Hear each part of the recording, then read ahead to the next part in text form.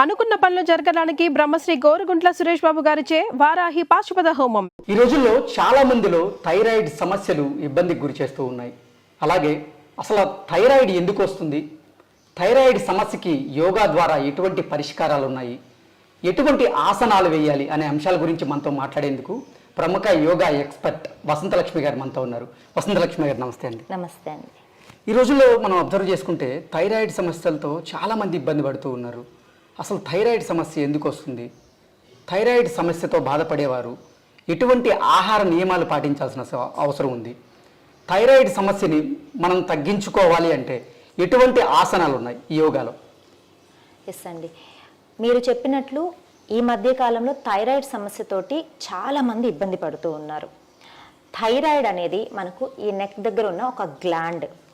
శరీరంలో ఉన్న ఒక్కొక్క గ్లాండ్ ఒక్కొక్క శరీర ఆకృతిని బట్టి, శరీర అవసరాన్ని బట్టి ఎంజైమ్స్ని రిలీజ్ చేస్తూ ఉంటుందన్నమాట.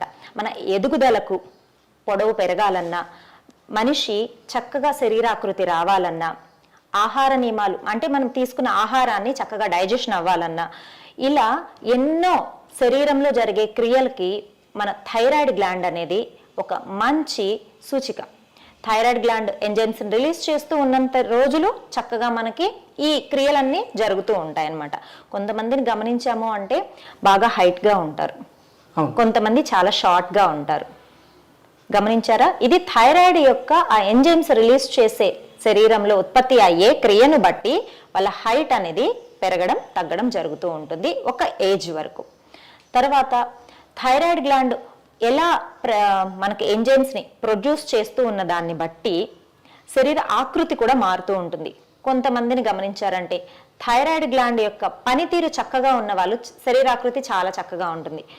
కొంచెం ఇంబ్యాలెన్స్గా ఉన్న వాళ్ళు వెయిట్ ఎక్కువ పెరిగిపోవడము, లేదంటే మరీ లీన్గా అయిపోవడము చూస్తూ ఉంటాం. ఊబకాయం అంటూ ఉంటాము.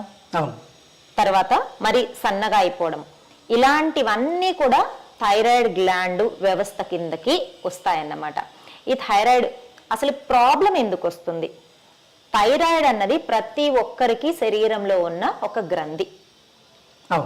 ఈ థైరాయిడ్ గ్లాండ్ అనేది ఈ ఎంజైమ్స్ని ఎక్కువ రిలీజ్ చేయడం, తక్కువ రిలీజ్ చేయడం, దాన్ని బట్టి సమస్యగా తీసుకుంటాం.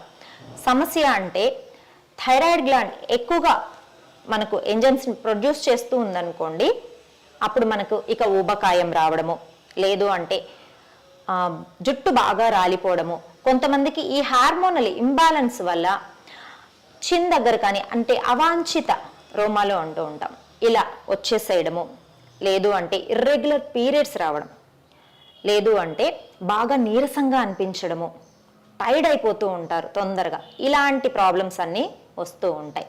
ఇది లేడీస్లో అయినా సరే, జెంట్స్లో అయినా సరే. కొంతమందికి బాగా సన్నగా అయిపోతూ ఉంటారు. ఇవన్నీ కూడా థైరాయిడ్ గ్లాండ్ వ్యవస్థ సరిగా పని చేయకపోవడం వల్ల వచ్చే సమస్యలు అన్నమాట. ఓకే వసంతలక్ష్మి గారు, అసలు థైరాయిడ్ సమస్యతో బాధపడే వాళ్ళు ఎటువంటి ఆహార నియమాలు పాటించాల్సినటువంటి అవసరం ఉంది?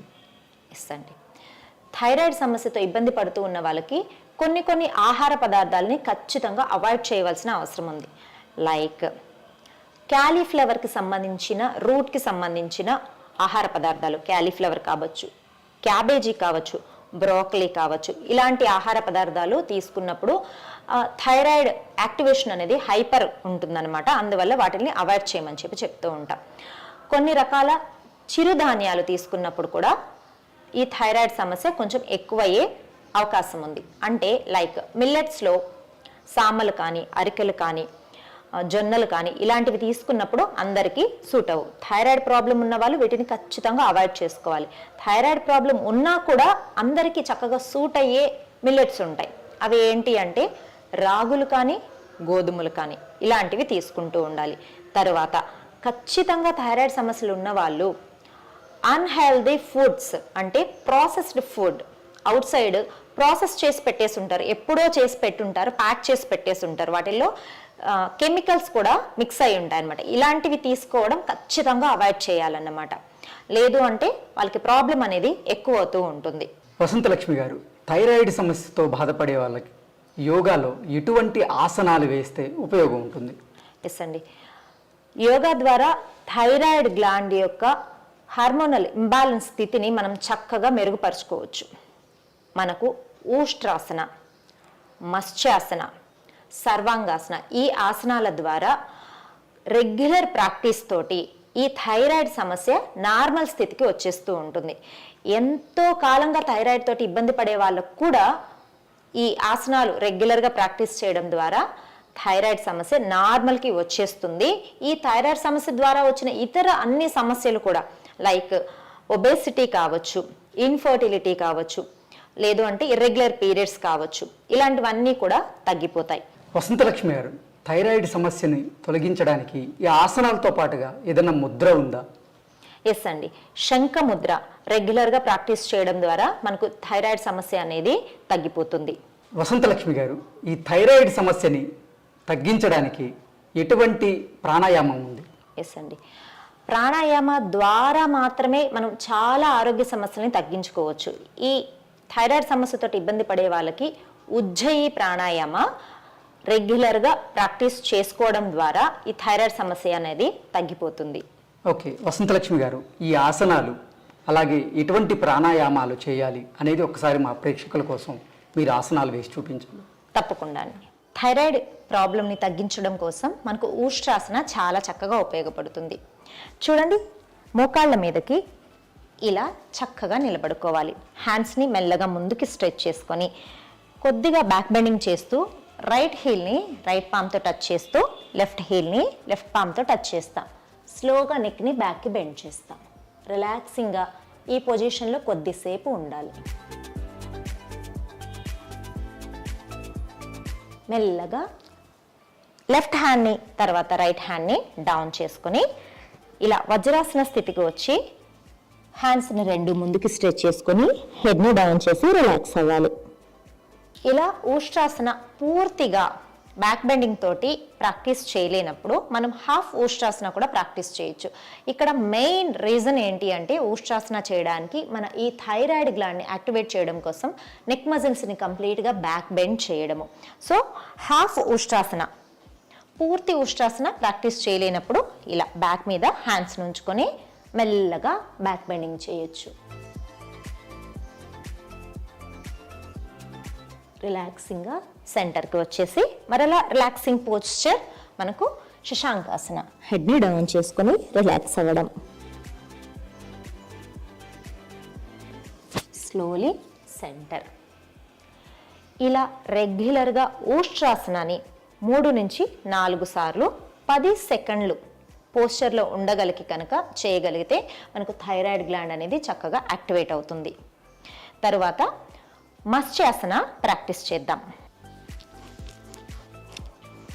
మత్స్యాసన ఇలా శవాసన స్థితిలో ప్రాక్టీస్ చేయాలి. చూడండి, కాళ్ళు 2 దగ్గర ఉంచుకోవాలి. మన హ్యాండ్స్ని థైస్ కింద ఉంచుకోవాలి. షోల్డర్స్ని చక్కగా పైకి లిఫ్ట్ చేసి క్రౌన్ ఆఫ్ ద హెడ్ మన మాడ భాగాన్ని మ్యాట్కి తగిలేలాగా ఇలా మెల్లగా నెక్ని పైకి లిఫ్ట్ చేసుకోవాలి. ఉండగలిగినంతసేపు ఈ మత్స్యాసన స్థితిలో ఉండాలి. మెల్లగా రిలాక్స్ చేసుకుందాం. శవాసన స్థితిలో కొద్దిసేపు శరీరాన్ని రిలాక్స్ చేయాలి. తరువాత 3వ ఆసన సర్వాంగాసన. ఇలా శవాసన స్థితిలో కంఫర్టబుల్గా ఉండాలి. డీప్ బ్రీతింగ్ తీసుకుంటూ 2 లెగ్స్ని ఇలా 90 డిగ్రీస్లో లిఫ్ట్ చేస్తాం. తర్వాత మెల్లగా హిప్ని పైకి లిఫ్ట్ చేస్తూ మ్యాక్సిమం మనం అప్పర్ వేలని ఎంత వీలైతే పైకి లిఫ్ట్ చేస్తాం. మన చిన్నని చెస్ట్కి టచ్ అయ్యేలాగా ఉండాలి.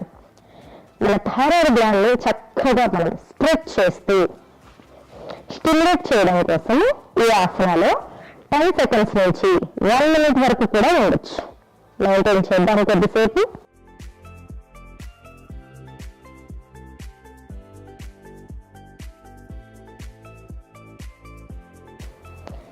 తర్వాత స్లోగా లెగ్స్ని డౌన్ చేస్తూ హ్యాండ్స్ని రిలీజ్ చేస్తూ deep breathings and deep breath outs తోటి రిలాక్సింగ్గా లెగ్స్ని డౌన్ చేసి శవాసన స్థితిలో శరీరాన్ని రిలాక్స్ చేయాలి. మెల్లగా కూర్చునే స్థితికి వచ్చేద్దాం.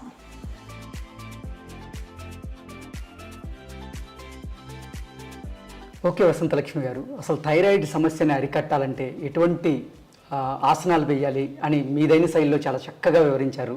అలాగే మా ప్రేక్షకుల కోసం ఎటువంటి ప్రాణాయామం చేయాలి అనేది కూడా ఒకసారి చూపించగలరు? ఎస్ అండి. ప్రాణాయామ మనం ముందుగా చెప్పుకున్నట్లు థైరాయిడ్ సమస్యతోటి ఇబ్బంది పడే వాళ్ళు ప్రతి నిత్యము ప్రాక్టీస్ చేయవలసిన ప్రాణాయామ ఏంటి అంటే ఉజ్జయి ప్రాణాయామ. పేరులోనే ఉంది జయం అన్నమాట. మన థైరాయిడ్ సమస్యని చాలా చక్కగా నివారిస్తుంది. మెల్లగా మన గొంతు మజిల్స్ని లోపలికి సక్ చేస్తూ, చిన్నపిల్లలు గురక పెడతారు కదా, అలా గురక లాంటి సౌండ్ని తీసుకుంటూ శ్వాసను తీసుకుంటాం, అంటే బ్రీతింగ్ చేస్తాం. తర్వాత ఎగ్జలేషన్ రైట్ నాస్ట్రిల్ని క్లోజ్ చేసి లెఫ్ట్ నాస్ట్రిల్ ద్వారా చేస్తాం. ఒకసారి చేసి చూపిద్దాను. షూర్, తప్పకుండా. చూడండి, రిలాక్సింగ్గా థ్రోట్ మజిల్స్ని గమనించండి.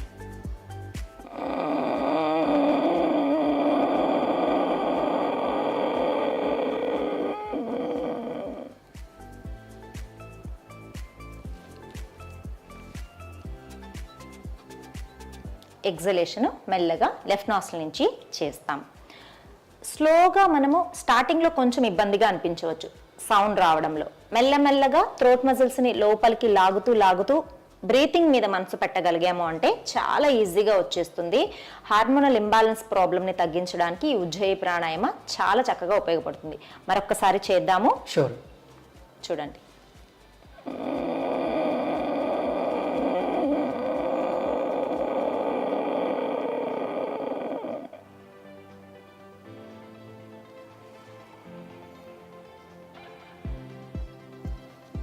నెమ్మదిగా లెఫ్ట్ నాస్ట్రిల్ నుంచి ఎగ్జలేషన్ చేస్తాం. ఇలా ఇప్పుడు మనం 2 టైమ్స్ ప్రాక్టీస్ చేస్తాం. మన థైరాయిడ్ యొక్క ఇంటెన్సిటీని బట్టి, అంటే ప్రాబ్లం యొక్క తీవ్రతను బట్టి చాలామంది మనము గమనించామంటే 100 mg, 120 mg, 150 mg, 200 mg ఇలా థైరాయిడ్ సమస్య ఎక్కువ తీవ్రతను బట్టి వాళ్ళు టాబ్లెట్స్ యూస్ చేస్తూ ఉంటారు.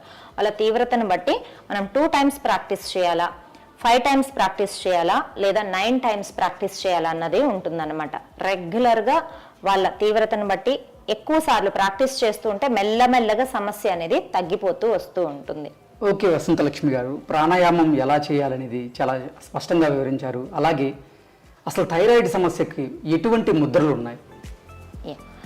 థైరాయిడ్ సమస్యతోటి ఇబ్బంది పడే వాళ్ళకి శంఖ ముద్ర చాలా చక్కగా ఉపయోగపడుతుంది. చూడండి ఎలా వేయాలో. లెఫ్ట్ పామ్ తీసుకుంటాం, రైట్ థంబ్ని లెఫ్ట్ పామ్లో ఉంచాలి. ఎస్, ఈ రైట్ థంబ్ని క్లోజ్ చేసుకోవాలి.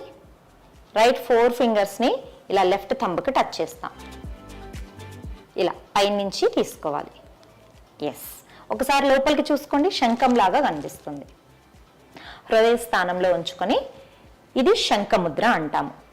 టంగ్ని లోపలికి ఫోల్డ్ చేసుకోవాలి.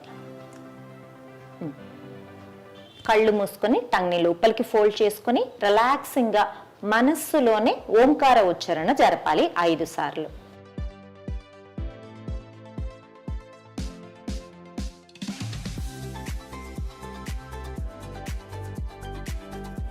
ఇలా 5 నుంచి 10 నిమిషాలు శంఖముద్రలో కనుక ఉండగలిగితే థైరాయిడ్ గ్లాండ్కి మనం చాలా చక్కగా సాధన చేసినట్లు అవుతుంది.